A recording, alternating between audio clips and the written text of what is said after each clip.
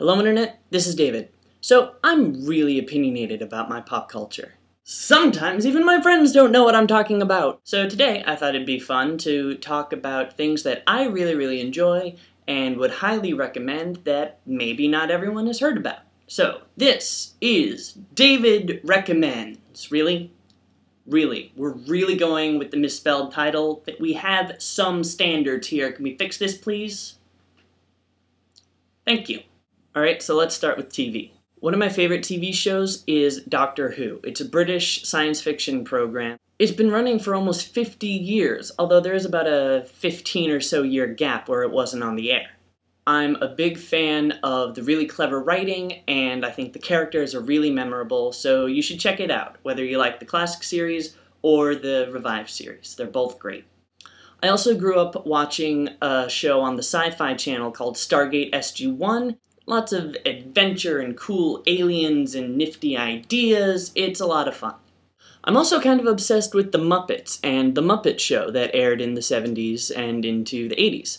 It's a lot of fun, it's something for all ages, and I just love the sort of zany craziness of it.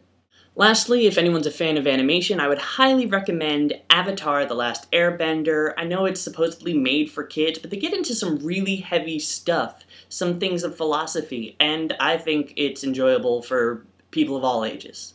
Moving on to music! So as you probably guessed by now, I'm obsessed with the Beatles, and I also really like Bob Dylan. Moving on. If you're into stuff that rocks, I would recommend the band Driftless Pony Club, who just came out with a new album, ZO2, whose t-shirt I am wearing, and also the band Rush, who have been around for a long time but have never quite gone mainstream. They're really great though. For any jazz fans, I would recommend Django Reinhardt, who was a jazz guitarist who only had 2 working fingers on his left hand, but he was still a really amazing player. Check out his stuff. And if anyone likes some folky stuff, check out the singer-songwriter Ellis Paul. There's also a singer-songwriter named Anais Mitchell, who I really like, and the band The Swell Season are really great. The Swell Season were in this movie from a few years ago called Once. You might have heard of it. No? No, check them out.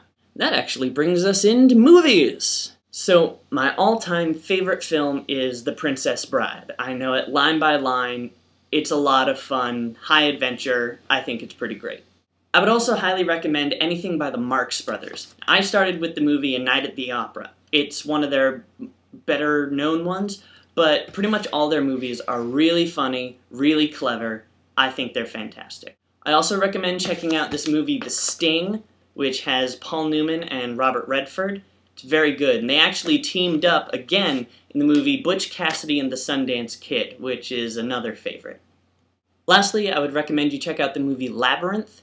It's by the Jim Henson Company, and it stars David Bowie. It's freaking awesome! And to finish it off, let's curl up with a good book. So my all-time favorite book is The Phantom Tollbooth by Norton Jussner. It's really funny and clever, and I really like it a lot. I would also recommend The Little Prince, which is written by Antoine de Saint-Exupéry. Yes, he was French.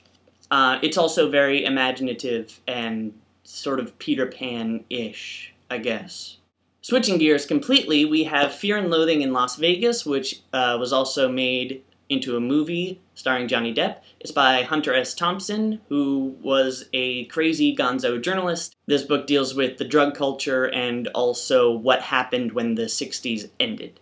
I would also recommend pretty much anything written by Neil Gaiman, who's a British fantasy writer, specifically American Gods and Stardust. This one deals a lot with mythology and America, and this one is sort of a fairy tale for adults. They're both really good, and so is the rest of his stuff. You should check them out. And finally, the young adult author John Green. This is his book Paper Towns. He's written a bunch of other books. I would also recommend The Fault in Our Stars, which is his more recent one.